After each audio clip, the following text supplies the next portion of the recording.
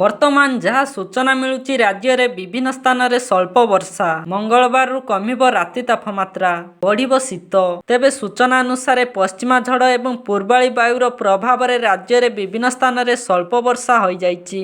ଆସନ୍ତା ସୋମବାର ପର୍ଯ୍ୟନ୍ତ ବିଭିନ୍ନ ସ୍ଥାନରେ ବର୍ଷା ଲାଗି ରହିବ ଏବଂ ମଙ୍ଗଳବାର ଠାରୁ ରାତି ତାପମାତ୍ରା କମିବ ଏବଂ ଥଣ୍ଡାର ପରିମାଣ ବଢ଼ିବ ବୋଲି ଭୁବନେଶ୍ୱର ଆଞ୍ଚଳିକ ପାଣିପାଗ ବିଜ୍ଞାନ କେନ୍ଦ୍ର ପକ୍ଷରୁ ଅନୁମାନ କରାଯାଉଛି।